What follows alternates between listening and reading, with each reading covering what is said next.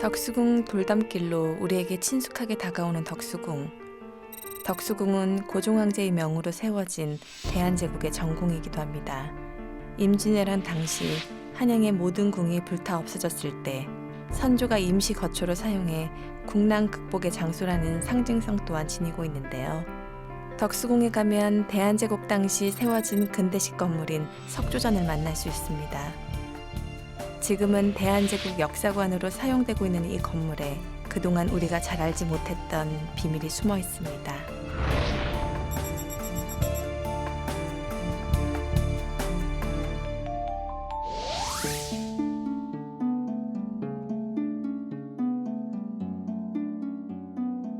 여기 덕수궁에 있는 이 석조전은 1900년에 짓기 시작해서 1910년에 완공이 되었는데요. 안타깝게도 바로 그해 일본에게 국권을 빼앗겨 고종은 이곳 석조전에서 자신의 뜻을 제대로 펼칠 수가 없었습니다. 어찌 보면 대한제국의 아픔이 서려있는 그런 건물이라고 할 수 있는데요. 석조전에 담긴 고종의 뜻, 지금부터 만나보시죠. 석조전은 대한제국의 대표적인 서양식 건축으로 1910년 완공되었습니다. 이오니아식 기둥장식을 지니고 있으며 18세기 신고전주의 건축 양식을 따르고 있는 3층 석조 건물인데요. 당시 건축된 서양식 건물 가운데 규모가 가장 큰 건물입니다. 조선의 전통적인 궁궐에 보시면 정각별로 해서 서로 다른 용도를 가지고 있습니다. 그래서 중화전은 그런 공식적인 행사 같은 것들을 위한 공간이라고 하면 석조전 같은 경우에는 그런 모든 용도가 다 들어가 있는 공간이라고 보시면 되고요. 그래서 지금 계신 1층의 경우에는 공식적인 그런 접견 혹은 접견 이후의 만찬 이런 것들이 이루어졌던 공적인 공간이라고 보시면 되고요. 2층에는 반면에 황제의 침실이라든지 황후 침실, 황후의 거실 이런 이제 좀 사적인 그런 장소들로 구성이 되어 있습니다. 그래서 이러한 여러 가지 기능이 모두 복합되어 있는 그런 건물이 석조전이라고 보시면 될 것 같습니다. 국권을 빼앗기고 난 후 왕실의 가구들은 심하게 훼손되었습니다. 그래서 지금 석조전 안에 있는 가구들은 그 당시 사진들을 철저히 고증하고 당시 가구를 주문했던 회사에 남은 자료들을 참조해서 다시 만든 것들이 많은데요. 커튼 하나, 카페트 하나도 그냥 만든 것이 아니라 철저한 고증을 통해 복원되었습니다. 황제와 황후의 침실 옆에는 욕실이 있는데요. 서구식 욕조와 세면대가 들어있는 것이 인상적입니다.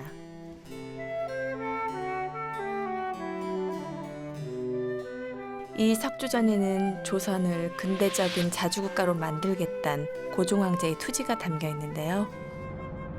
1895년 명성황후 시해란 참변을 당한 뒤 고종은 러시아 공관으로 몸을 피하고 경운궁, 즉 지금의 덕수궁 수리를 명합니다.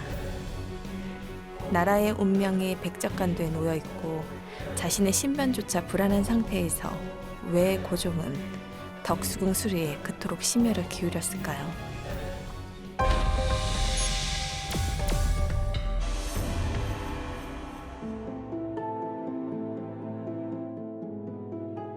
고종 황제, 당신이 덕수궁에 그리고 석조전에 품은 뜻은 무엇입니까? 과거 임진왜란을 극복했던 국난 국복의 장소인 경운궁에서 근대적인 자주 국가의 틀을 만들고야 말겠소.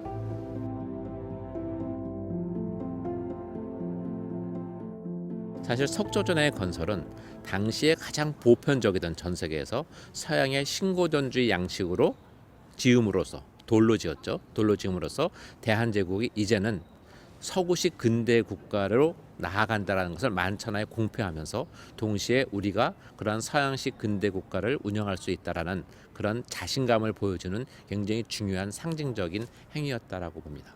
이후 고종은 러시아 공관에서 경복궁으로 돌아가지 않고 지금의 덕수궁으로 환궁합니다. 덕수궁을 대한제국 전궁으로 삼고 황궁으로서의 면모를 갖추기 위해 여러 노력을 기울였는데요. 그 중에서도 석조전은 대한제국이 근대국가를 표방하고 있음을 과시하기 위한 건물로 건물 곳곳에 대한제국을 상징하는 오약꽃을 새겨 넣었습니다. 또 우리나라 전통 집짓기에는 잘 사용하지 않던 돌을 재료로 사용했는데요. 이는 서구 문물을 적극 수용하겠다는 대한제국의 정치적 선언이라 할 수 있습니다. 석조전화 분수대에는 4개의 물개 조각상이 있는데요. 이 조각상에는 또 다른 비밀이 숨어 있습니다. 얼마 전 공개된 1920년에서 30년대 사진 자료를 통해서 당시 지금과는 다른 형태의 서양식 분수가 이미 존재했었고 조각상도 물개가 아닌 다른 조각상이었던 것으로 확인이 되었습니다. 그렇다면 이 조각상은 언제 누구에 의해서 교체된 것일까요? 그리고 물개 조각상으로 교체된 의도는 무엇이었을까요?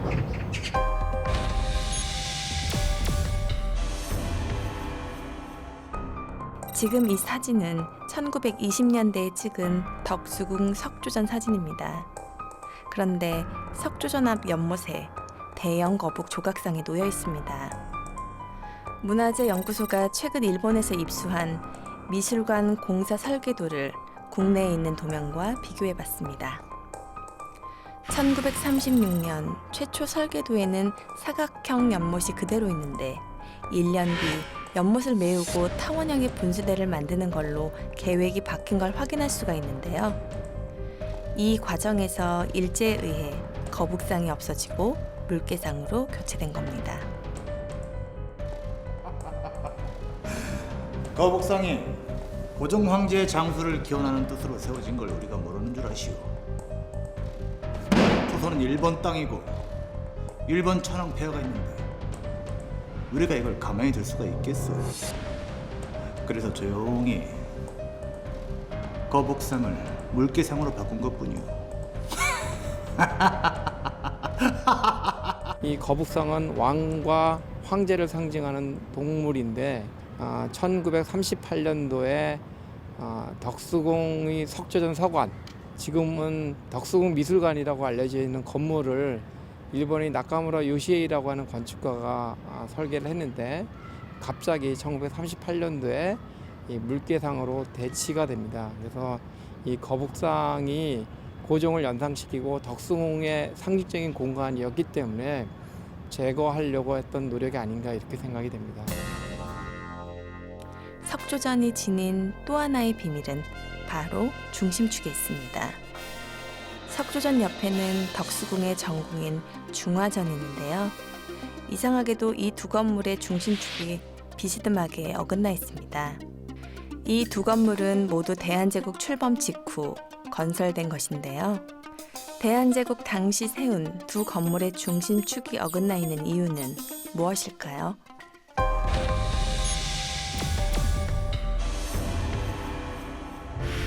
문헌에 따르면 석조전은 1898년 영국인 하딩이 설계를 시작한 것으로 나옵니다.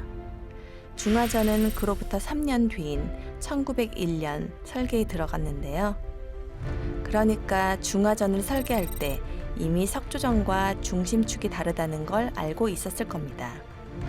그렇다면 왜 두 건물의 중심축을 다르게 설계했을까요?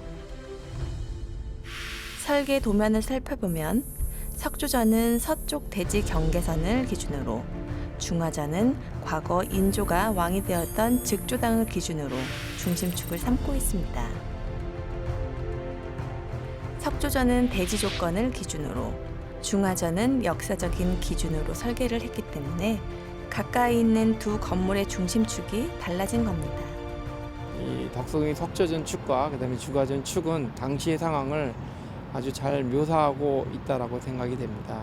두 어떤 그 힘들이 충돌하고 있는, 전통을 보수하려고 하는 힘과 또 새로운 그 근대적 국가, 또 새로운 서양의 문화를 받아들이려고 하는 의지, 이런 것들이 뒤섞여서 당시에 충돌과 그다음에 새로운 의미를 확장하려고 하는 그런 의지가 그 안에 담겨져 있는 거 아닌가 생각이 됩니다. 덕수궁은 서쪽에 서양식 건물이, 동쪽엔 전통 건물들이 있는데요. 중화전과 석조전의 중심축이 어긋난 것도 격동의 시기였던 당시 시대상이 반영된 것이 아닐까 합니다. 석조전의 가치를 우리는 그동안 잘 몰랐었어요. 서구식 건물이기 때문에 이것은 외세 침탈의 상징이라고 잘못 알고 있었죠. 그러니까 석조전이 이제 그 건물 하나의 가치를 넘어서 이제는 우리가 우리의 근대사를 일본이 써준 근대사가 아니라 우리의 근대사를 우리의 눈으로 해석하고 이제 만들어갈 수 있는 바로 토대가 마련되었다는 측면에서 석조전의 중요성은 아무리 강조해도 지나치지 않습니다. 고종은 끊임없는 암살 위협에 노출되어 있어 이 석조전에서 잠을 청할 수 없었다고 하는데요. 대한제국 역사의 뼈아픈 마지막 페이지를 담고 있는 곳, 바로 석조전입니다.